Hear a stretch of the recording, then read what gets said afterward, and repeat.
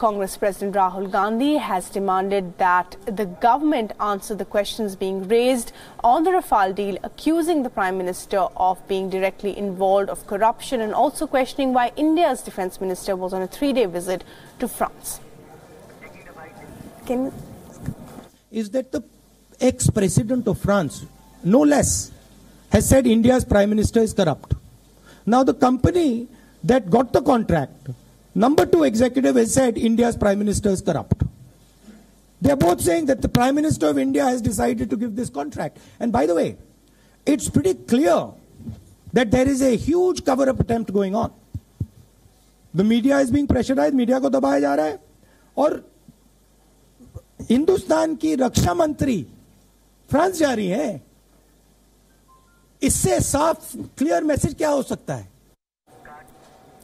And Elena, my colleague, is now joining us from Paris. Elena, thanks for joining us this evening. Now, once again, Mediapart is reporting the minutes of a meeting at Dassault Aviation to say that they, they were in fact forced to choose Reliance as an offset partner.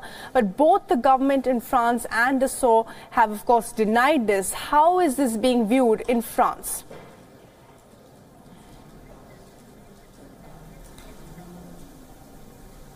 Well, there are various claims of responsibility being passed from one to the other as to who it was who actually chose Reliance as a partner.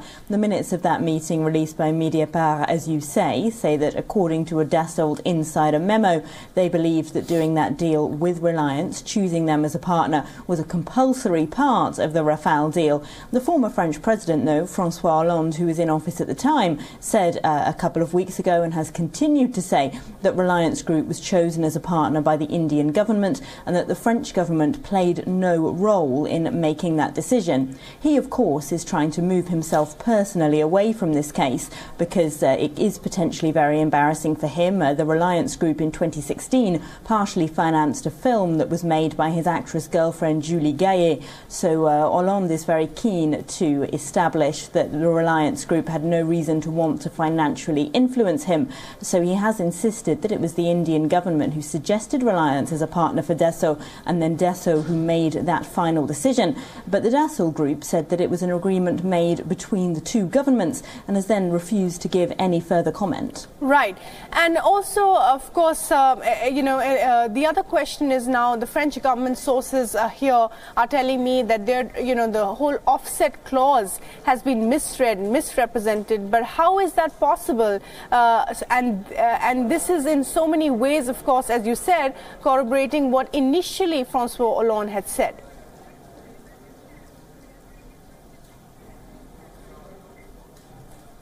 Yes, well, Dassault notably is being accused of using the offset clause to artificially inflate the price of its planes because a certain percentage of the amount of money that would be made for that deal would have, of course, to be reinvested in India under the offset clause. They're alleged to have inflated the price of each individual plane by 118 million euros to a total of 180 million euros each. So they're accused essentially of having exploited that law, perhaps, in order to increase the price of their planes and also, of course, to have used it to choose this partner, Reliance Group, the choice of which is now particularly controversial. Julia Chapman is joining us now from Moscow for more on this. Julia, now what more do we know about the reasons for this malfunction? Well, the reasons are still unclear, but we are hearing from some sources reporting that are being reported by Russian state media that there was indeed a problem with the booster that was launching this SOYUZ capsule into space towards the International Space Station. They say that there was an issue with the separation valve of the booster which failed to open. So that might be part of the problem. Meteorologists are saying that weather was not a factor in this accident. But overall, we're seeing that the two astronauts, the US astronaut and the Russian cosmonaut, have come back down to Earth very safely, and so the whole rescue operation has been carried out very professionally. Right, Julia. And of course, also, as we know, that the SOYUZ is one of the oldest rocket designs, but also one of the safest, we believe. But now Russia says they are stopping the mission altogether for now.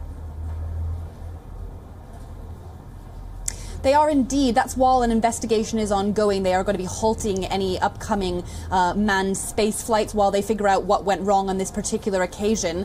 But accidents are really few and far between, particularly where the Russians are concerned and with regards to manned space flight. This was in fact only the second ever Russian failure to launch of a spacecraft. The first one was 43 years ago during the Soviet era, so it is very unusual for this sort of thing to go wrong. But the Russian authorities and the Kazakh authorities, where the spacecraft was launched from, are looking into it along with the US counterparts at NASA.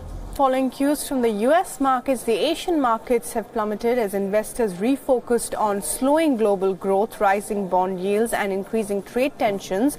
It was a bloodbath at the Dalal Street in India. The markets fell by more than 1,000 points. 4 lakh crore rupees were wiped off the investors' wealth within 5 minutes, and the rupee continued to fall against the dollar, hitting a new low of 74 rupees 38 paise per dollar, owing to the strong demand for the American currency from importers and unabated foreign fund outflows, and a sharp loss in the domestic equity market as well.